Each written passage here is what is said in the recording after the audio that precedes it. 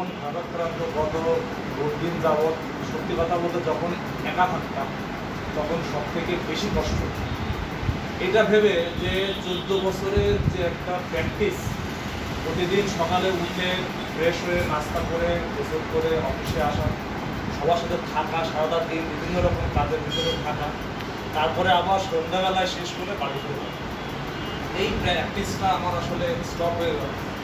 হয়তো কিছু এক্সপিরিয়েন্সের জন্য, হয়তো নেক্সট টাইম অন্য কোথাও অন্যভাবে শুরু করতে বলতে এই 14 বছরে বহু মানুষের সাথে কাজ করেছি, তো ওনার ব্রাঞ্চ জলসুর ব্রাঞ্চ সবাইতে কাজ করেছি।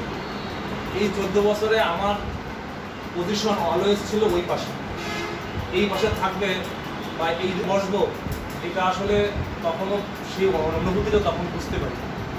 আজকে আমি এই চেয়ারে বসে আছি, কালকে হয়তো আপনাদেরও কারো না কারোর এই চেয়ারে বসে, যদিও আমি চাই না কেউ বসুক, এটা জাস্ট কথার সঙ্গে বসে ওই চেয়ার থেকে না এই চেয়ারের যে নিচে বসাতে কতটা কষ্টকর বা এই জিনিসটাতে পাওয়া কতটা কষ্টকর, যতদিন না এই চেয়ারে বা এই পজিশনে আসবো ততদিন আসলে কেউ বুঝতে পারবে। আমি ভাবতাম যে যাচ্ছে, আবার তারা তো ভালো কিছুই হবে, তার ভালোই সবাই সবাই মনে, আমি ওইখানে বসে তাই মনে করতাম অ্যাজ এ ভিজিটর হিসেবে, তাই মনে করতাম। বাট এই চেয়ারে বা এই পজিশনে আসার পরে আমি এখন বুঝতে পারতেছি যে আসলে এই কষ্টটা বা এই যে টার্মিনেশন, এই কথাটা এইটা আমার জন্য বা যে কোনো এমপ্লয়ের জন্য খুবই অপমানজনক। কেন অপমানজনক? যে আমি উত্তরা মোটরসের কাছে তাকে আমি আমার সার্ভিস দিছি, আমার সময় দিছি, আমার পরিশ্রম, আমার মেধা সবই দিছি। আমার যদি কোম্পানির, অবশ্যই মানুষ কাজ করতে গেলে ফল্ট হতেই পারে, তো সেই ফল্টের জন্য হয়তো কোম্পানি আমাকে সুযোগ দিতে পারে, অথবা আমাকে একটা মিনিমাম নোটিশ পিরিয়ড নোটিশ করতে পারে। এটাই হচ্ছে আমার কোম্পানির প্রতি দুঃখ, ক্ষোভ, যে একটা কোম্পানিকে 14 বছর যে কোনো সার্ভিস দেওয়ার পরে সেই কোম্পানি যখন একটা লেটারে লেখে যে your service is no longer, এটা আসলে সেই মানুষটার জন্য অপমানজনক, সাথে তার খুবই বেদনাজনক। হয়তো আমি একটা মানুষ বলতে পারে যে তোমার এত আজকে আবার অন্য কোম্পানিকে আসলে আমরা আমাদের কারোরই ভালোবাসা, ভালো কোম্পানি তার নিজের স্বার্থ রয়েছে, আমরাও আমাদের স্বার্থ দেবো, এটা স্বাভাবিক। কিন্তু আসলে তারপরেও একটা পরিবার তো, তার সাথে একটা মিনিমাম আশা বা এক্সপেক্টেন্সি প্রত্যেকটা আমাদের এমপ্লয়ীদের কিছুটা আছে, ন্যূনতম, যেটা আমাকে একটু সম্মানের সাথে থাকবে বলতে পারতে যে আপনি এরকম করেন, এগুলো অনেক কথা।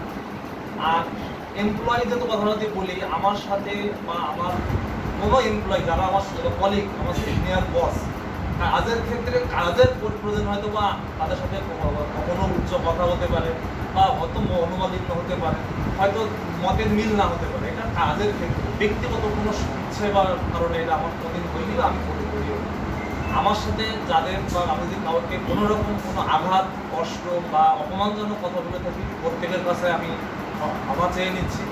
আর আমার মনের ভিতরে কারোর কাছে, কারোর প্রতি কোনো আক্ষেপ, কোনো রকম ক্ষোভ, কোনো কিচ্ছু নেই, কারণ আমি সবাইকে ভালোবাসি এবং শ্রদ্ধা, যারা আমার বড়দের শ্রদ্ধা করি, যারা আমার কলেজ, তাদেরকে অবশ্যই ভালোবাসি। সো এইগুলোই মেনলি কথা। সামনে ভবিষ্যতে যাবো, আপনারা আমাদের জন্য দোয়া রাখবেন।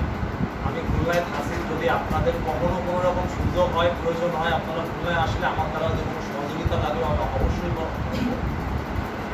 আপনারা যদি আমার জন্য ভবিষ্যতে কোনো রকম কোনো সুযোগ, আপনাদের বন্ধু বান্ধব, কলিগস বা তাদের যদি কোনো অপরচুনিটি আপনারা আমাকে জানেন, আমি কতটুকু জানি বা না পারি, তো সেটাই যদি আপনাদের প্রতি আমার জন্য কোনো অপরচুনিটি আসে, আমাকে অবশ্যই একবার মনে করবেন, আমরা তো আপনার কৃতজ্ঞ থাকবো। এর থেকে আসলে বলার কিছু নেই। আর অনেকে দেখেছি যখন এখানে ছিল, যাওয়ার সময় অনেকে কান্নাকাটি বা অনেকে মানসিক ভারাক্রান্ত হয়েছে, এটা স্বাভাবিক, হওয়াটা স্বাভাবিক। বাট আমি মনে করি অ্যাজ এ প্রফেশন বা অ্যাজ এ ছেলে মানুষ বা পুরুষ মানুষ হিসেবে কান্নাকাটি করে ইমোশন হয়ে আসলে আমাদের চিন্তা করলে আবেগকে আমি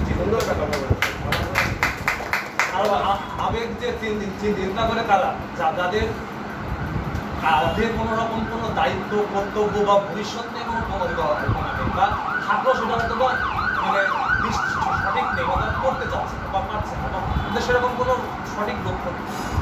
আমরা যারা আছি সবাই এখন প্রফেশনাল, আমাদের উদ্দেশ্য একটাই।